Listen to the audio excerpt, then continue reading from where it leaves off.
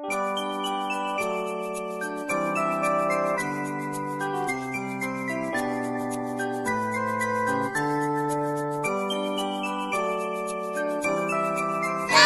pagi, cikgu. Selamat pagi, murid-murid. Si kami cikgu telah mengajar kami, membekalkan ilmu untuk masa depan. Dari ABCD, 1, 2 dan 3, hingga Al-Quran.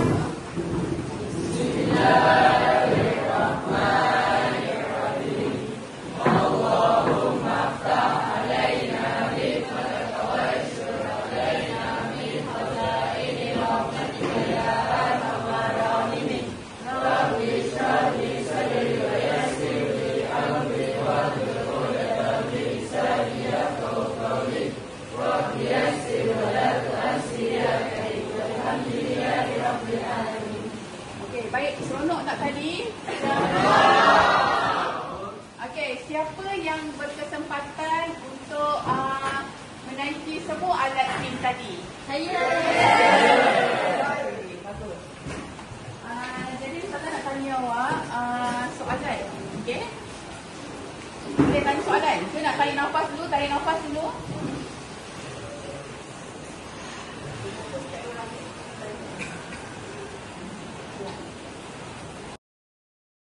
Okey, berdasarkan pemerhatian kita di tim tadi. Okey, saya tanya, saya pun nak jawab. Apakah yang sedang kamu lakukan tadi? Okey, tinggi, baik.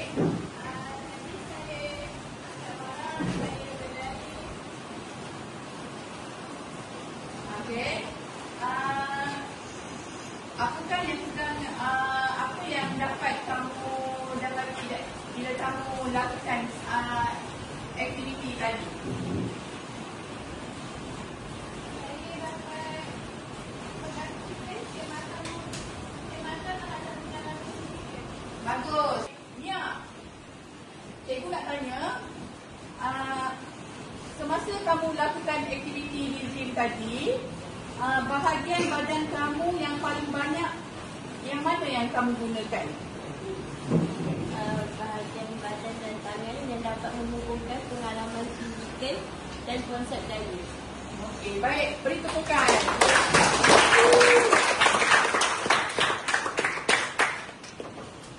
Okey, baik. Adam Zarif. Pada pendapat kamu, adakah alat gym yang kamu gunakan tadi memudahkan pergerakan kamu atau menyusahkan? Pada pendapat saya, dia memudahkan kerana dia dapat menilai fizikal dalam situasi layak. Oh, bagus. Beri tepukan. Baik, soalan ni kita pergi kepada Dani. Sesuai dengan Dani, badannya kecil. Jika, okey Dani. Ya. Jika berat badan kamu lebih kecil, adakah pergerakan tadi terasa lebih mudah atau lebih susah? Bagi saya, jika berat badan kita kecil, lagi susah kerana jisim yang kecil memberi daya yang kecil dalam satu objek. Oh, bagus. Jawapan yang tepat. Beri tepukan.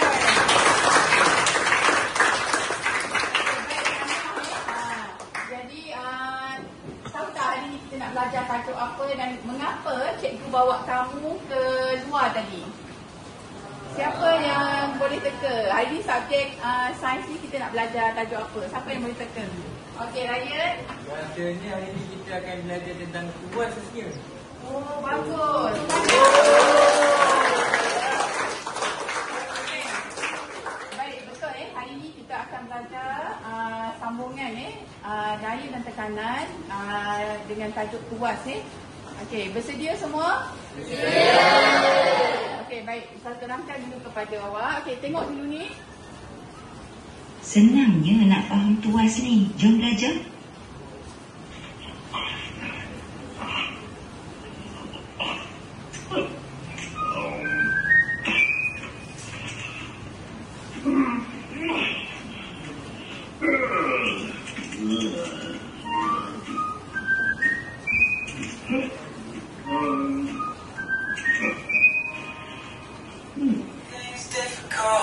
Help me help.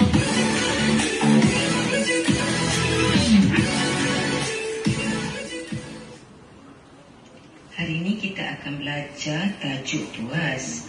Okey, apakah itu tuas?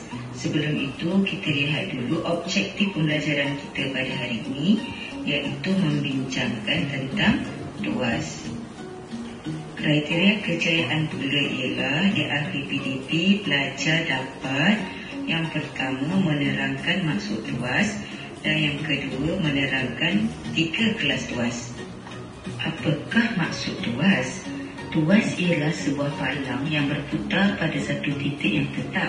Tuas terdiri daripada 3 bahagian, iaitu daya, beban dan fulcrum. Daya ialah tolakan dan tarikan yang dikenakan pada palang.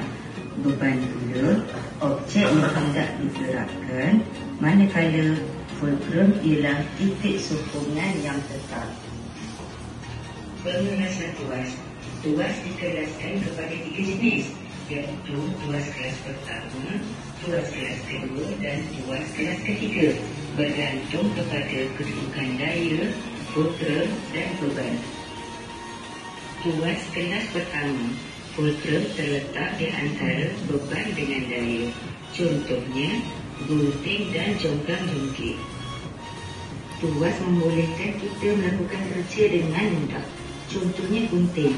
Kita boleh guna gunting untuk gunting rambut, gunting kertas dan sebagainya.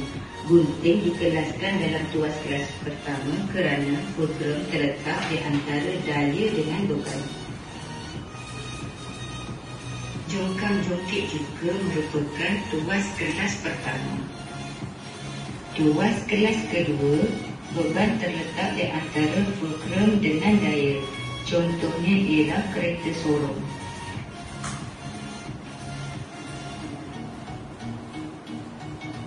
Kereta sorong dikelaskan dalam tuas kelas kedua kerana beban terletak di antara fulcrum dengan daya.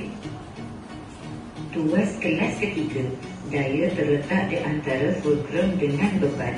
Contohnya ialah penyepit ais.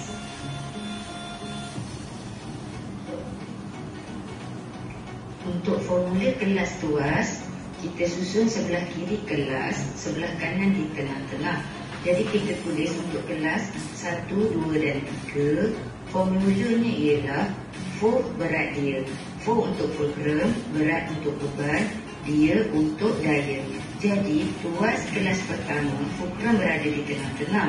Tuas kelas kedua, beban berada di tengah-tengah. Dan tuas kelas ketiga, daya yang berada di tengah-tengah. Semua pelajar dah faham ke pengelasan tuas? Sebentar lagi kamu jawab soalan untuk menguji kefahaman dan ingatan kamu.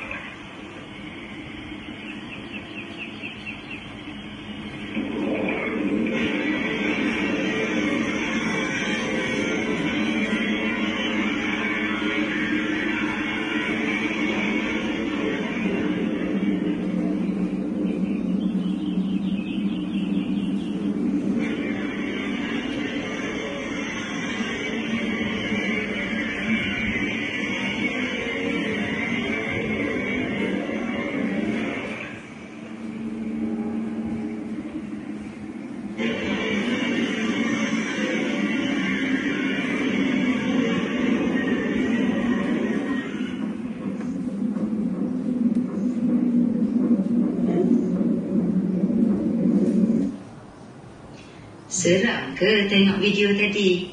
Okey, berdasarkan video tersebut, jawab soalan berikut. Apakah kelas tuas bagi joran? Terangkan jawapan anda. Yang kedua, labelkan kedudukan daya, fulcrum dan beban pada rajah joran yang anda lukis. Teruskan. Nak tanya kefahaman anda mengenai tuas yang telah cikgu terangkan tadi. Okey, baik.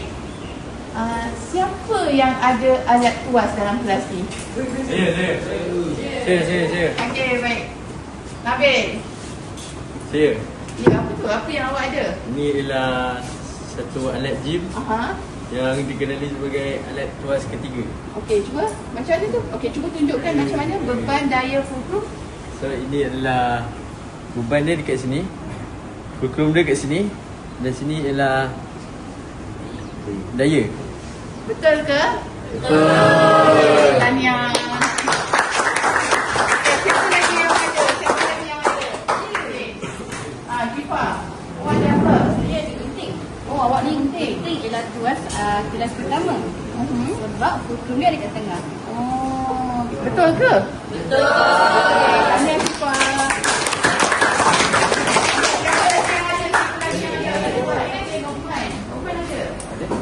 Apa yang Roman ada ni? Saya ada penobok lubang untuk Aha. kertas. Okey. Dia ialah tuas kelas pertama. Okey. Dan dia punya daya dia ialah dekat tempat saya pegang. Fulcrum di tengah. Dan dia punya beban dekat tempat yang dia tepuk dekat meja.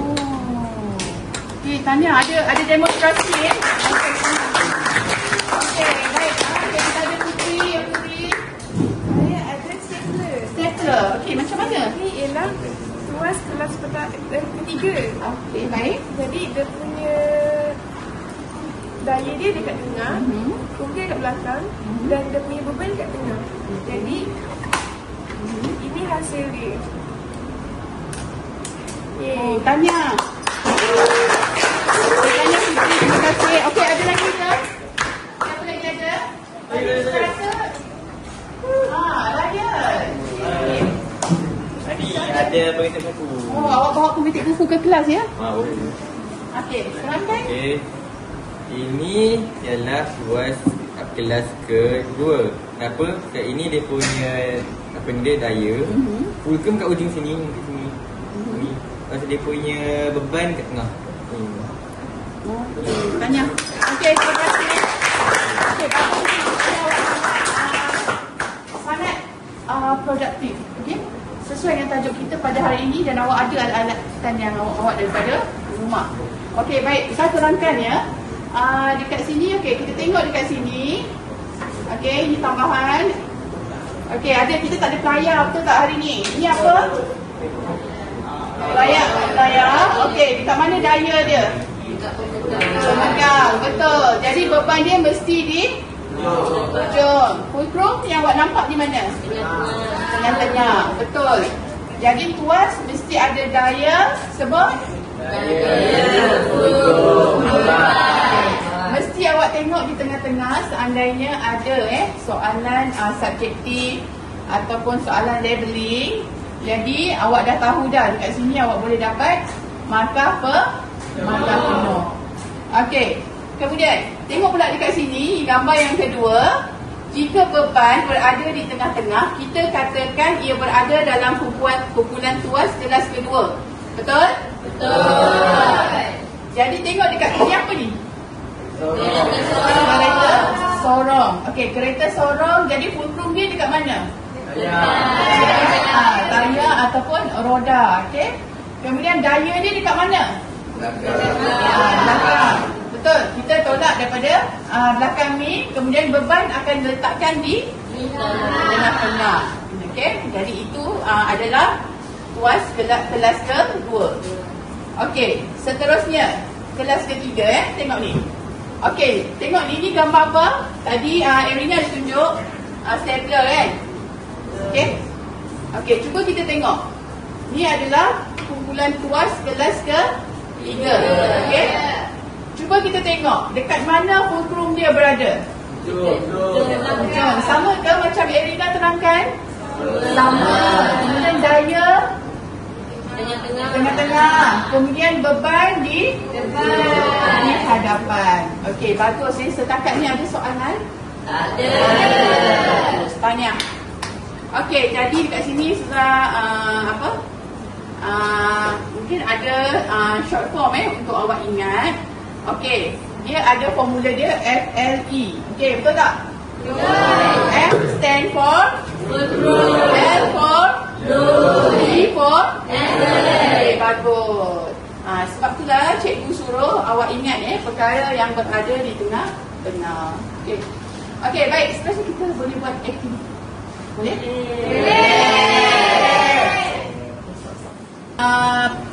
Aktiviti awal untuk mengenal pasti kefahaman awak. Okey, sebelum kita teruskan kepada pembelajaran yang seterusnya. Okey, baik. Siapa nak jadi volunteer? Siapa volunteer? Ayo.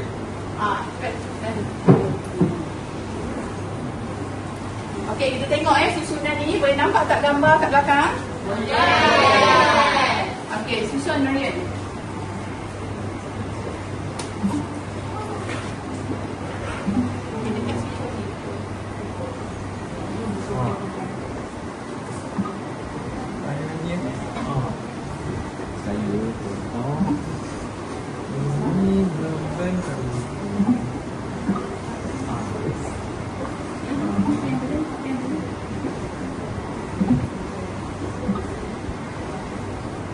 Hukum daya beban.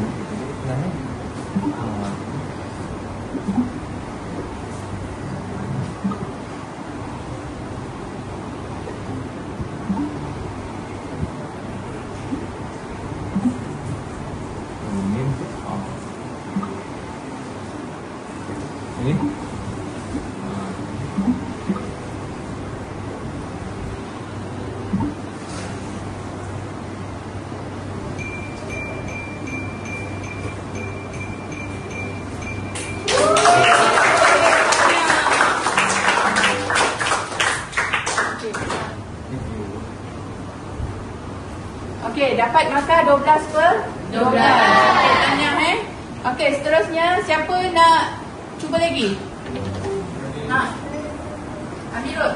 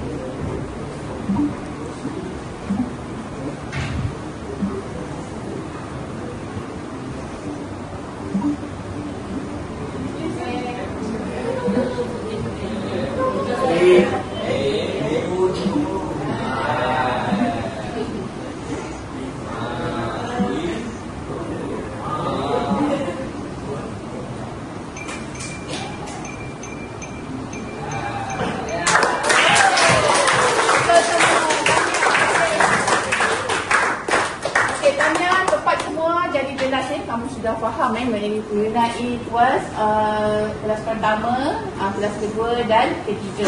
Jadi kita akan, bila kita aplikasikannya dalam kehidupan, awak akan ingat dengan tuas. Penting tak tuas? Penting. Siapa yang nak jawab? Kenapa pentingnya tuas dalam kehidupan? Okey, siapa nak jawab? Okey, Syikling. Kenapa awak kata mudah? Sebab dengan adanya tuas, dia dapat cabaran dengan daya yang banyak. Betul. Tanya, betul. Ada bahan bantu. Maksudnya kita tak gunakan tenaga kita. Contohnya kita nak angkat batu. Tapi kalau angkat batu besar macam tu, sakit tak tangan? Berat tak? Jadi sebab itu kita perlukan alat bantu untuk membantu kehidupan kita seharian. Contoh, kalau stapler tadi. Kalau stapler tak ada, awak macam mana awak nak stapler kertas? Tak boleh. Kecuali awak guna klik ke tak sama sebab itulah tujuan kita belajar untuk memudahkan kehidupan seharian. Itulah sains dalam kehidupan kita. Okey, baik, terima kasih. Orang selalu guna daya ni untuk tolak pintu atau sepak bola. Dan daya ni boleh diukur dalam Newton dengan alat spring balance tau. Korang nak tahu, daya ini boleh mengubah bentuk objek, hentikan objek bergerak, ubah arah dan gerakkan benda pekun tau. Hebat kan? Dan daya ni korang ada dua jenis. Satu, daya sentuhan yang kena sentuh. Dan dua, daya tanpa sentuhan. Macam graviti bumi tarik kepala jatuh dari pokok. Okey, keseran pula ialah daya yang menghalang pergerakan gerakan. Korang boleh kurangkan geseran dengan minyak pelincir atau tingkatkan rintangan tapak kasut korang untuk brake. Okey, jism pun maksudnya jumlah benda dalam badan kita atau dalam beg kita. Tak kira korang berada di bumi, bulan, jism tu tetap sama saja. Loh, tak apa berat pula lain cerita. Berat bergantung pada tarikan graviti. Kat bumi, graviti lebih kuat, jadi bacaan penyimbang besar. Now, tekanan. Tekanan ialah sukatan daya yang bertindak ke atas luas permukaan sentuh. Bayangkan kereta mainan orang ni. Kalau punya jauh kereta ke sebuah lokasi dan berapa lama masa dia ambil untuk sampai ke lokasi itu adalah laju. Berjutan pula ialah kadar perubahan hal laju sesuatu objek dari masa ke masa. Jom kenal hukum Newton pertama dan kedua. Pertama, benda suka duduk diam atau terus bergerak kalau tak ada orang kacau. Kedua, lagi kuat korang tolak, lagi laju benda tu gerak. Sekarang hukum ketiga Newton. Kalau korang tolak sesuatu, benda tu pun tolak korang balik sama kuat. Inilah tidak balas sama besar. Dan rumusnya F + M × A. Hebat kan sains ni? Okeylah, korang jangan lupa untuk follow, like and share Ray Mirza channel. Okay, bye.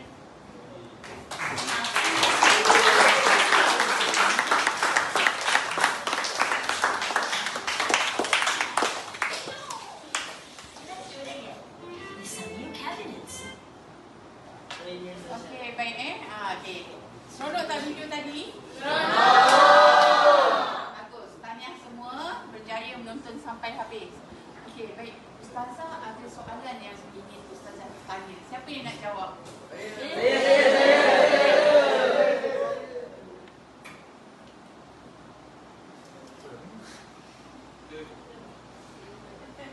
Baik, soalan pertama yang Ustazah nak tanya. Okey, siapa nak jawab? Angkat tangan.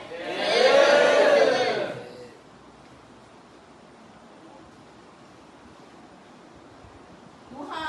Okey, Nuha. Baik, cikgu nak tanya. Pernah tak kamu bermain jongkang-jongkit? Pernah. Apa yang berlaku bila seorang lebih berat daripada seorang lagi? Orang yang lebih berat akan turun ke bawah dan orang yang lebih ringan akan naik. Betul. Tepuk tangan.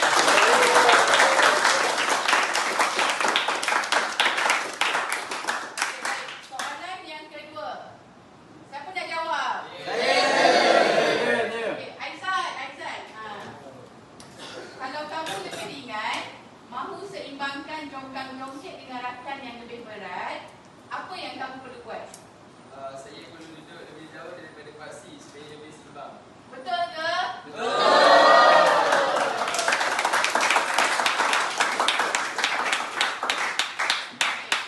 Baik, seterusnya soalan yang ketiga. Siapa nak jawab? Pada bahagian mana jongkang-jongkit itu berpusing dan menjadi titik tetap? Isyak. Okey, soalan yang keempat.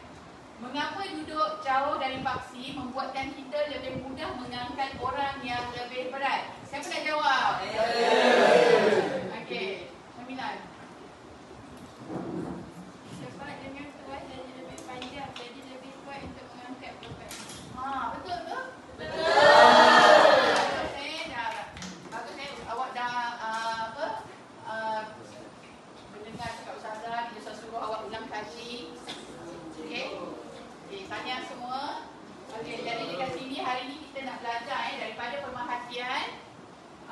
Kita semasa bermain alat swing tadi, sebenarnya kita dapat lihat bahawa keseimbangan bergantung pada berat dan jarak dari titik sokongan. Betul tak? Betul. Semakin jauh seseorang duduk daripada paksi, semakin mudah dia mengangkat beban di sebelah satu lagi. Ini menunjukkan lift ialah contoh tuas yang menggunakan daya, beban dan titik sokongan untuk menghasilkan daya yang lebih besar. Jadi hari ini kita akan belajar dengan lebih teratur tentang bagaimana tuas berfungsi dan bagaimana perubahan kedudukan boleh mempengaruhi keseimbangan. Faham? Faham.